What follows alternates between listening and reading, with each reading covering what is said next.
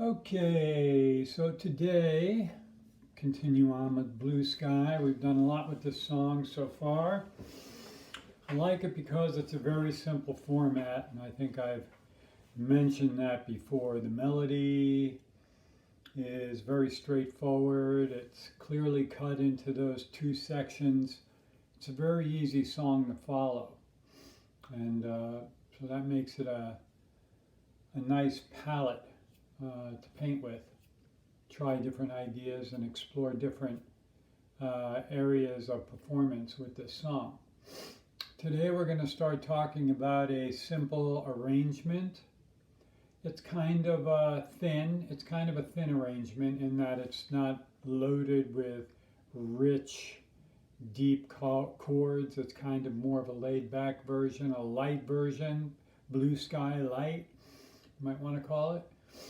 I'm going to kind of explain it as we go here.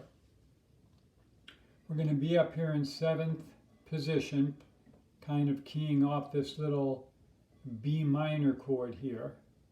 And one of the things that you want to listen for while we're playing this is that characteristic line that we talked about, that chromatic descending line.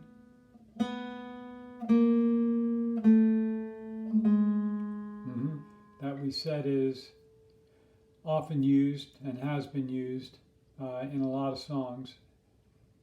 And so that's kind of one of the things we want to focus in on here while we're actually playing the arrangement.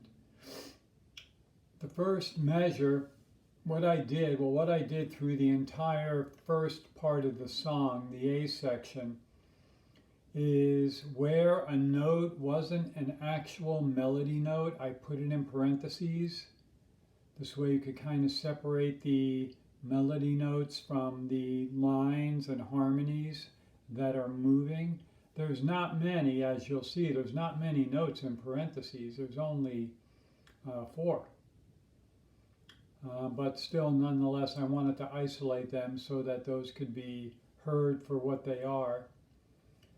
The counting in the first measure is going to be 1, 2, 3, 4, and 1, 2, 3, 4, and or 4 and, however you want to say it. But what we have is we have the B minor. We're going to play the D string, that's the word blue, followed by blue skies, that's beats 1 and 2, 1, 2. On beat number 3, there's that descending line starting to happen. So we have 1, 2, 3, and then we have the 9th fret going back to the 7th, back to the 9th on the G string. You can do that with either the ring finger or the pinky. I tend to do it with the pinky. I find it a little bit easier to reach. And those 3 notes would happen on the 4th beat. 1, 2, 3, 4. 1, 2, 3, 4. So we have blue skies smiling at. Okay? 1, 2, 3, 4. We get to the next measure. We have this half bar on the 7th fret on beat number 1. And then for beats number 2 and 3, we have fill.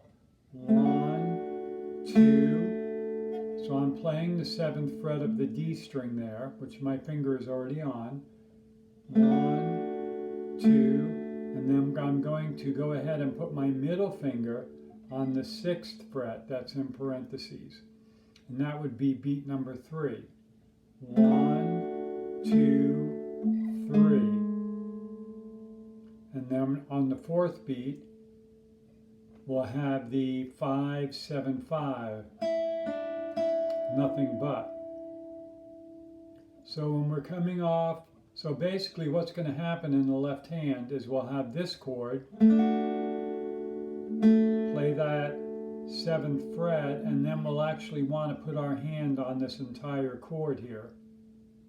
The 6, the 5, and the 7. We'll play the 6th fret.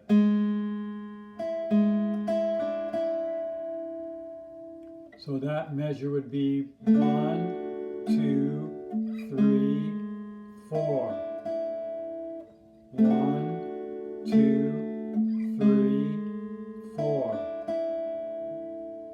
So the timing, the rhythm in the first two measures is the exact same. I'll go back to the beginning. 3, 4. 1, 2, 3, 4. 1, 2, 3, 4. Listen for that line. There it is right here. And then on down. So we have that happening there in the melody. I'll put those two measures together a few times without talking so I can play them correctly. 3, 4.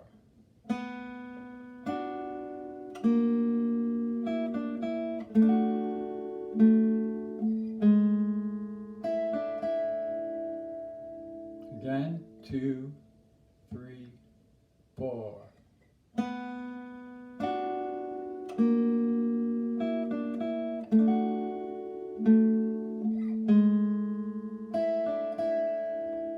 Nothing but coming into the word, the lyric of Blue Skies again. We have this first chord. Okay, so what I want you to notice as we go into the second measure, the first finger is pretty well already barred on the 7th fret. So all we have to do is just adjust that bar from the 2 strings up to the 3. You could even theoretically already have your finger on all 3 of those.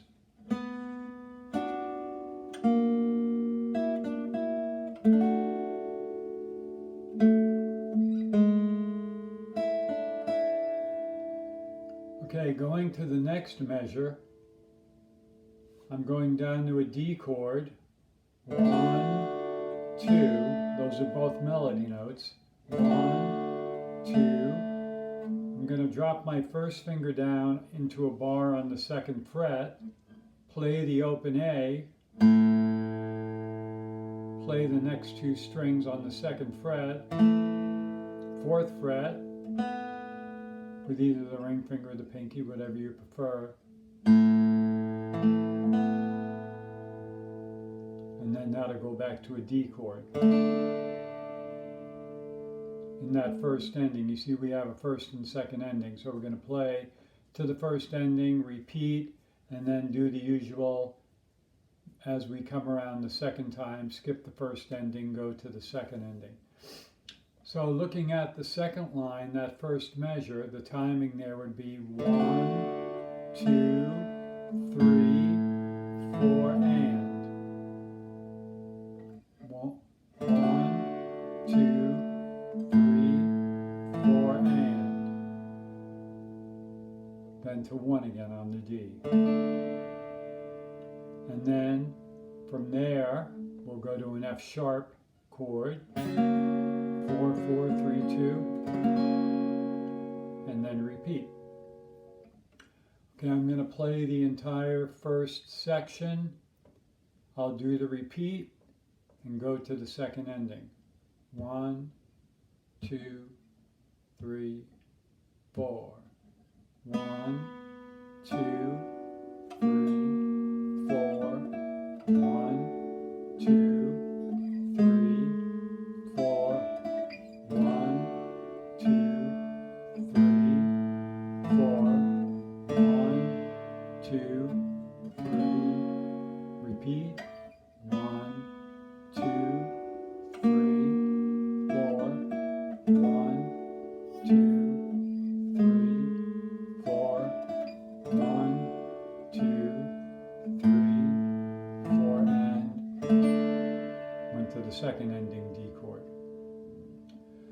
Okay, so on the second line, where we go to this first position D chord, if you want to, coming off of the second measure where you're on this chord here, where you've gone from the 6 to the 7 down to the 6 and your hand is here, nothing but, and you're about to go to the lyric Blue Skies.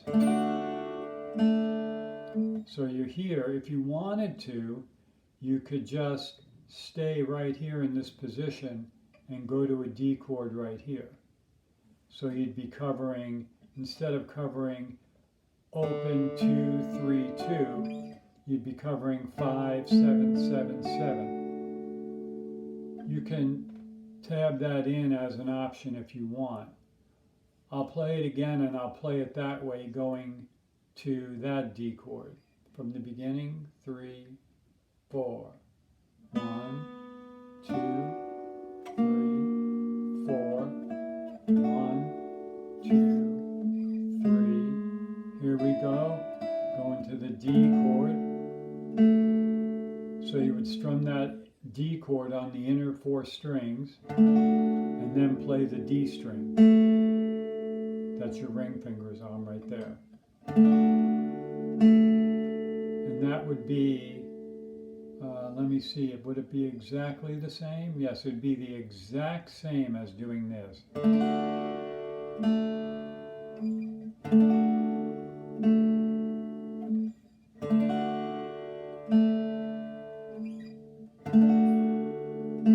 if you go back and forth on that, you can see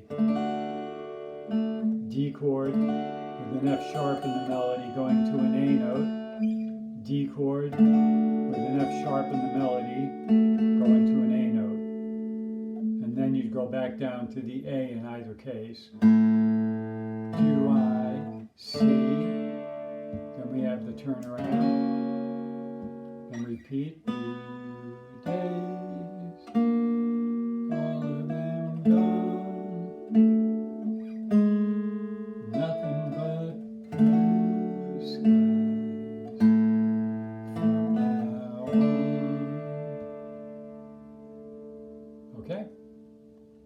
Let me play that first section one more time, then we'll move on. 3, 4.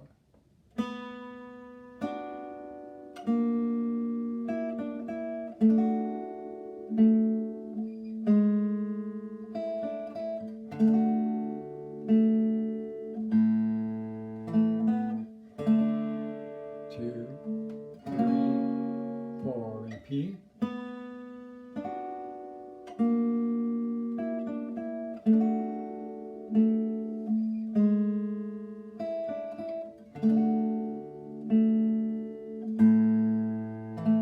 Second ending. Okay, so the first time I did it with this D chord, the second time I did it with that D chord. So you can see there's no difference, because as I said, they are actually the exact same notes, just in a different position. Then we come to the second part of the song. We ended on this D chord, and then when we start the second part, we'll just pick up from there. We strum the little D chord, play the open string, put the second finger down, put the pinky down, and then what I do is I just slide up to the 5th fret.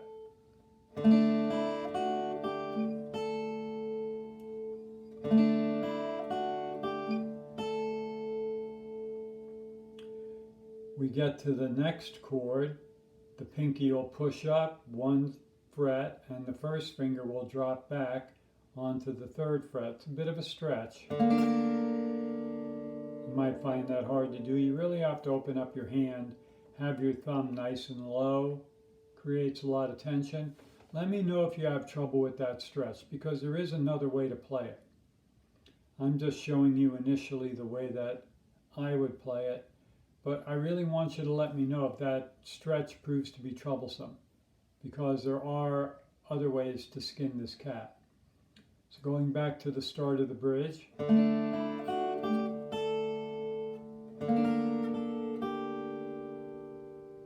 Okay, so we essentially have to have that first finger barring down on all three of those strings, because after we play the 6 and the 5, we're back to that 3. Okay? See how my hand moves up? Comes all the way up. Don't just, stretch it out there. Bring the whole hand up. Then the pinky goes one way and the first finger goes another, and you can see that the hand opens up there. Now the hand is like that, quite open still, which makes it easy, if you decide that you can do it this way, to drop into the next chord, which is open 2, 3, 5. So we got the never seen this sun.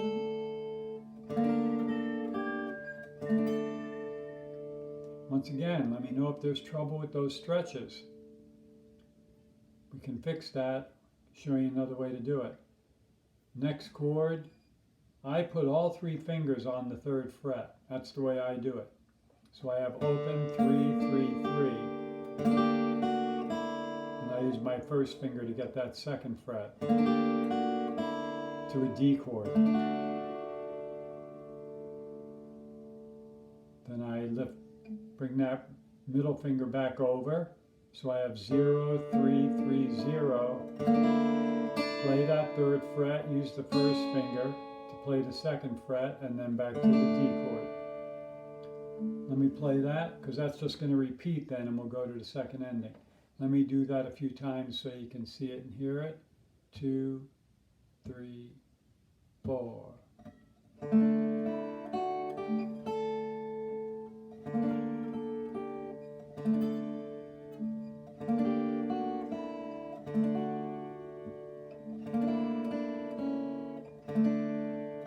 That pedal D, that's called a pedal D. That D bass note is just ringing through all those chords.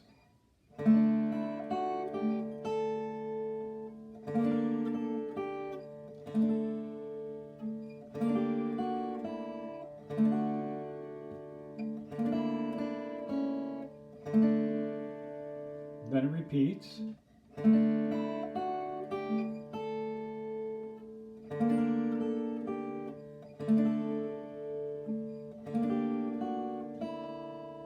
Second ending.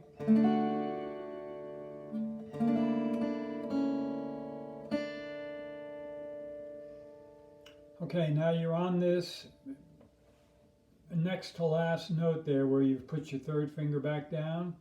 Probably your first finger is still on the 1st fret of the B string, and your middle finger is on the 3rd fret of the G string. So then to get that final chord, that turnaround chord, by that it means, this chord that takes you back to the beginning, it turns you around, this F sharp chord. It's very little involved there. We just take that ring finger from the note that it's on and bring it down to the 4th fret. And that would bring us back to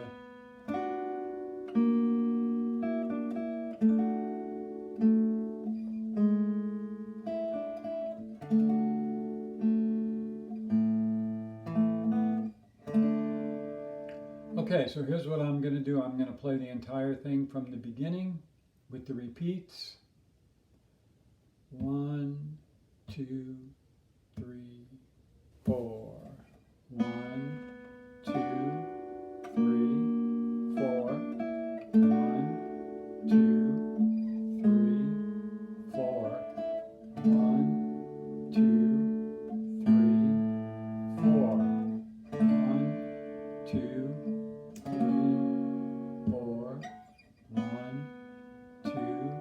3, 4.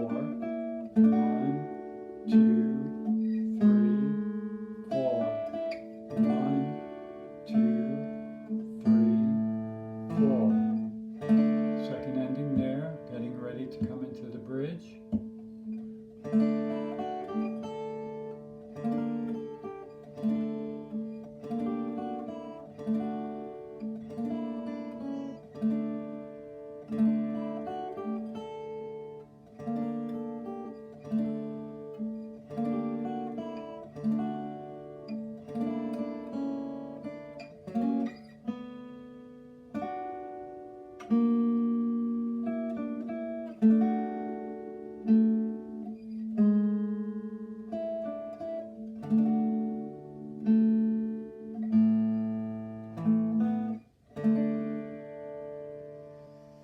to the second ending because I'm done. If you wanted to go through the song again, play the first ending, do the turnaround chord. So each time you want to go back to the beginning, you'll use that F sharp, and when you're done, you just stay on the D chord, right? Let me see, what other pointers could I offer at this point? I think I've really covered everything that I think initially will be important to you learning this. The only thing that will remain to be seen as you do the bridge, first part of the bridge, very easy.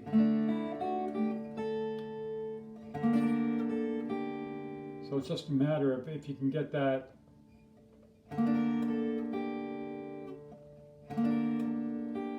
and you can even, when you play that, as you play, after you play those two notes, you can kind of come back down and give a little bit more stress on that in order to pick up that note, right? And then the pinky drops down. So that's a pretty good stretch there. The other thing is that it's actually a good exercise for your hand. So I would say, even if you want to, because what's ultimately important is that you can play it well and that it sounds good.